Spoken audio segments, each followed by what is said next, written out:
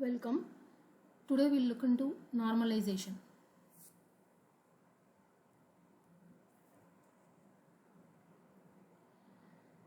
So normalization. So what is normalization and why we move on to normalization? So and what are the types of normalization? These are the things which we are going to discuss for today's class. So normalization is a database design process which is used to structure the table to reduce redundancy. Okay, so to reduce redundancy and to avoid anomalies and to ensure your data integrity, normalization is used.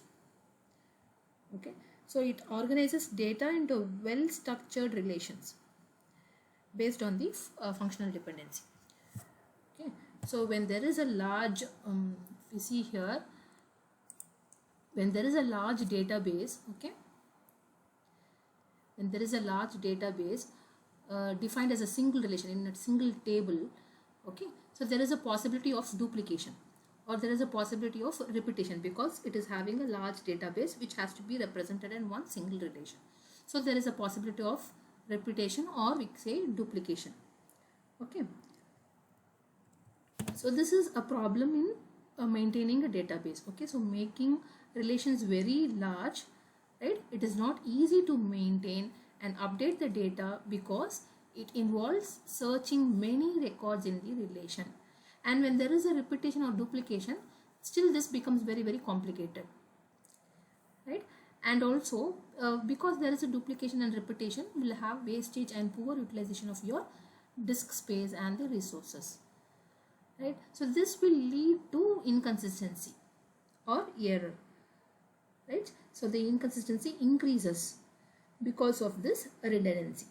So we have to reduce this redundancy. Okay, so to handle these problem, okay, we should analyze and decompose the relation, that is the table, with redundant data into smaller data. Okay, when we say that a larger database is represented in a single relation which result in duplication, okay, so when there is a duplication, we have the maintenance problem, we have the poor utilization, wastage of spaces, resources, and by then it increases the inconsistency and it increases the error. So to handle these problems, what we do is we'll analyze the relation and decompose the relation into smaller, okay, into smaller relation or a simpler relation, and will well structured relation will do it. Okay, so that is called as normalization, or in simple term we can say normalization is a process of decomposing the relation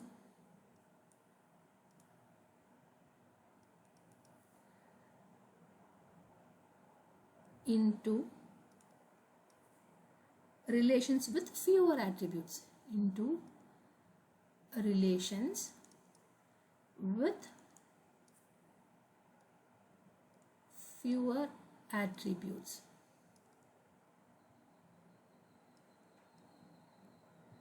Okay, so normalization is a database design process used to structure the table. So it is used to structure the table to reduce the redundancy,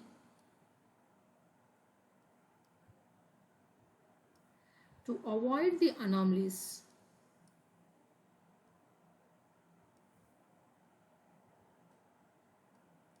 and to ensure data integrity.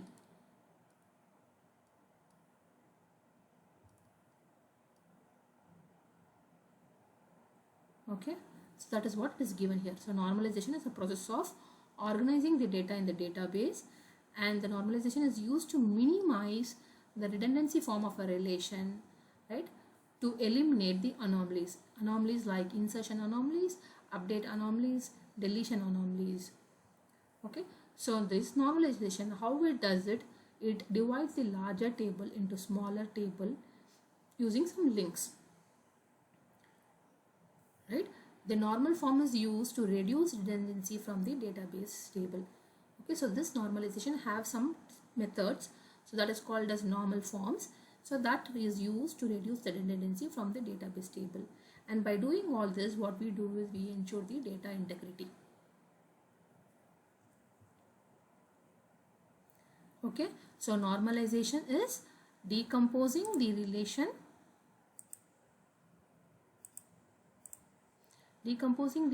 into relations with fewer attributes, or we can say the larger table is divided into smaller tables with some links, and it is related with some links, right? So what will happen if there is no normalization, right? So the main reason why we go to normalization is to reduce the redundancy and avoid the anomalies. So we have some different anomalies like update anomalies, delete anomalies, and insertion anomalies, right? So the failure to eliminate these anomalies, if we avoid eliminating these anomalies, what it will do, it will lead to data redundancy, and which can cause problem in data integrity. When it happens, when your database is in larger number, okay, when your database grows, so there will be a problem of data integrity when anomalies is there. It will reduce the data integrity because there is a repetition of data. Redundancy is there. Okay. So redundancy is the data get repeated if there is no normalization, and we'll have some anomalies like update anomaly, delete anomaly, and insertion anomalies, and because of that it leads to data integrity issues. So what is update anomalies? So when we update your table multiple times, we come across this update anomalies. So updates requires multiple changes, that is your update anomalies. And deleting a row may delete important information, so that is your delete anomalies. Okay, and you cannot insert some data unless other data is present. This type of anomaly is called as your insertion anomalies.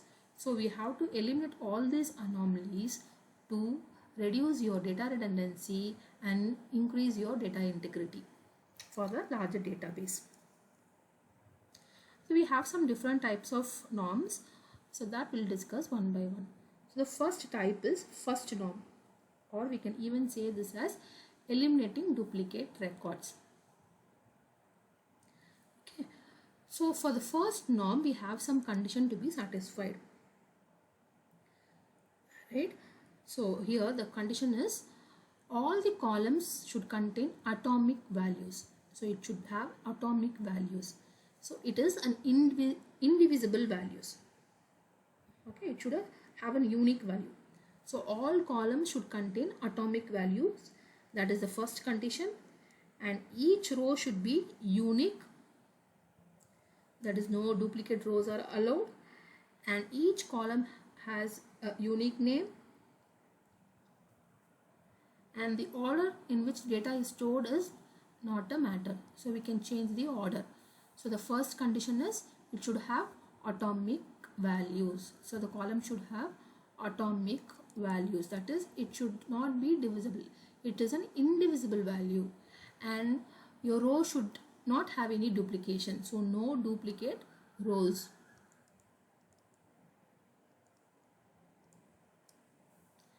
And each column should have a unique name. So unique column name. And if the order is changed, that is not going to reflect you much. So order can be anything. So that is not going to be an issue. Okay. So these are the conditions to be followed for the first norm. So all values must be atomic. It should be indivisible, and there should not be any repeating of rows. That is, no duplicate rows, or you should not have any multi-valued attributes. It should be an atomic value attributes. It should not have any multi-value attributes. Okay, so atomic, that is very, very important. Atomic, it is indivisible. All values should be indivisible, and no repetition of groups.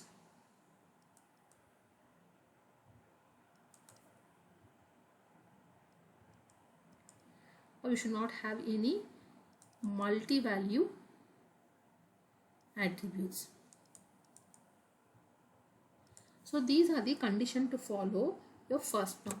So let us see some example for this first norm. So here in this table, okay, so this is the table. So student is an attribute and phone number is another attribute. So if you see here, the student Asha is having two numbers. One is 9876, another one is 989988. So here if you see, this particular student is having two values here, okay, which is divisible, right? But the condition for your first norm, it should be atomic value. It should be atomic value. It should be indivisible value. You should not have any multi-valued attributes. So this phone number is having multi-valued. You should not have any multi-valued attributes. So this cannot be a first norm. So what we have to do is we have to do analysis and we have to decompose this table, or we have to decompose this relation. So what I do now is I give Asha is having a number 9876 and another row Asha is having a number 9988. So here these attributes are indivisible. It is unique, right? So this is first norm. Because it is satisfying the condition, all columns should have atomic value. It should be indivisible and each row should be unique. Okay, so this row is having Asha with this number. This row is having Asha with another number. So it is a unique. So each column name is unique. And the order can be anything. So I can write the Asha here, this Asha here, this number here, this number here. I can change the order. So that is not going to be a matter. Okay. So this table follows the condition. So this is in first norm. Understood? Okay. So we'll see one more example for this first norm. So let us have the employee table in which we store employee informations along with the employee's skill set. Okay, so this is the employee table. We have all employee information along with the employee skill set. So this table has 4 columns. So employee ID, employee name, employee mobile and employee skill set, right? So all column is having different names. So is it satisfying or not? Yes. So it is all having unique name. Okay, first condition, this condition is over.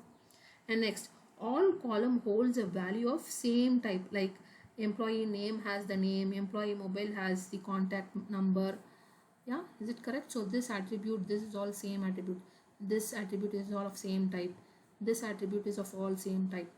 So that is also satisfying. So the order in which we can save the data, I can use this John Tick in third and I can use Ronnie Shark in the first column, first row. So the order can be changed. That also doesn't matter. But the thing here is, look at this employee skill. So this employee skill column holds multiple attributes. It is separated by comma. You see, it is divisible. So this particular John has employee skill Python as well as JavaScript. So it is a multi-valued. Whereas this condition is not suitable for first norm. So first norm, each column should have a single value. It should be indivisible, right? So it doesn't satisfy the first norm. Because this column, it is not having the unique value or atomic value. It is not having a single value. It is not having indivisible value. It is having multi-valued. So this is not satisfying the first norm condition. Okay, so this table fails to pass the first norm condition. So what we have to do? How we can fix this one?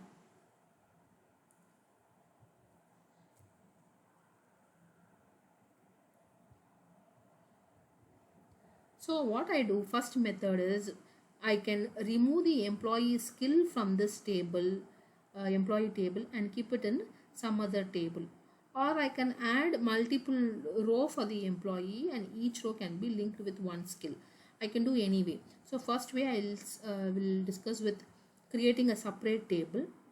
Okay. So here one method is creating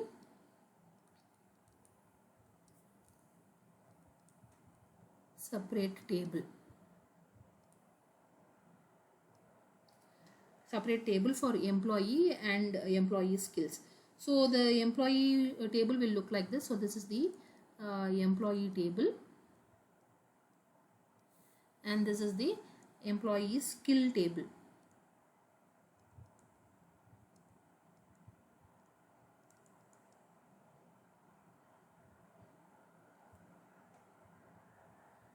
Okay, like this I can decompose. So here I have employee 1, John Tick, so that he's having the skill Python, so employee ID with the skill Python, and again employee 1 with the skill JavaScript. Again this second fellow Don Trader was having HTML, CSS and JavaScript as the employee skill. So I can write 2, that is employee ID 2 is having HTML, employee 2 is having CSS, employee 2 is having JavaScript. Can I separate like this? So I am dividing a bigger table into 2 small tables. One is your employee table and the employee skill table. So each is being linked with this employee ID. Okay, so I can do like this. I can reduce your bigger table into 2 smaller table. Now is it following the first norm condition? So if I see in this table, each column is having unique name and each column attribute is indivisible atomic value, yes or not? So this is satisfying the first norm. Same way you see here. So each row is unique. So this employee ID 1 with Python, employee ID 1 with Java, so employee ID 2 with HTML, employee ID 2 with CSS. So each row is also unique. So this is also satisfying the first norm condition. So this is one method. Creating a separate table is one method. Another method to solve this problem is by adding multiple rows for the. So second method is add multiple rows for multiple skill.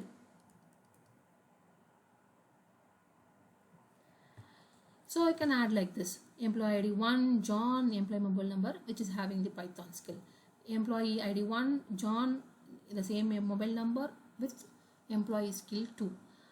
But this is also possible, but what is the issue in this? So these 3 columns is repeating, right? So this will lead to repetition of data.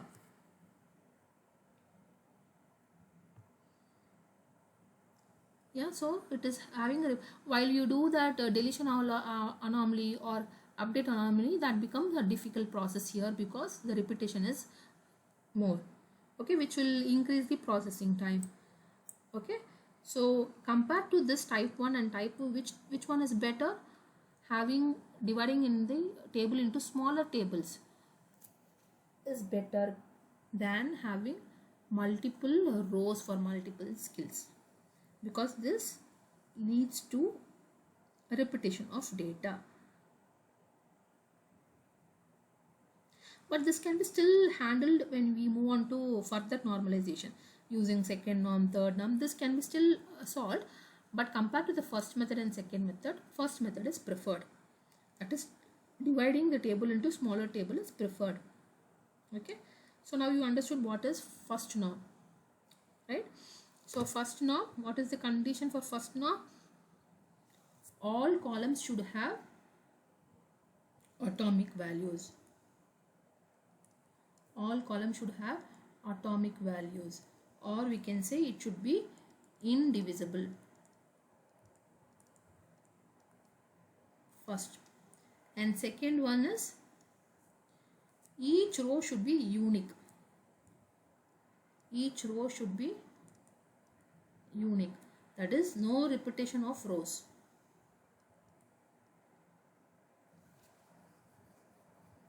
Okay, no repetition or no duplicate rows.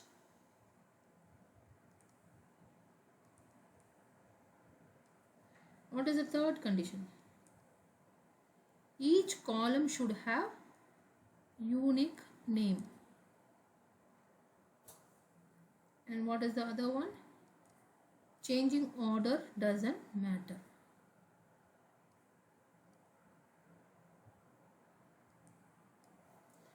Okay, so these are the conditions to satisfy the first norm.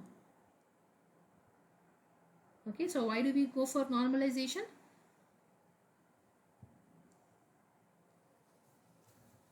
So normalization is the process of organizing your data in the database to reduce the redundancy, right? To reduce the redundancy and to avoid the anomalies and to ensure data integrity. Okay, so that is the main purpose of normalization. So for doing that, what we do, we analyze and we decompose the larger table into smaller tables. So we have different type of normalization: first norm, second norm, third norm, fourth norm, fifth norm. We have like this. So the first norm we have discussed now. Okay, so the remaining norms we'll discuss in the next session. Thank you.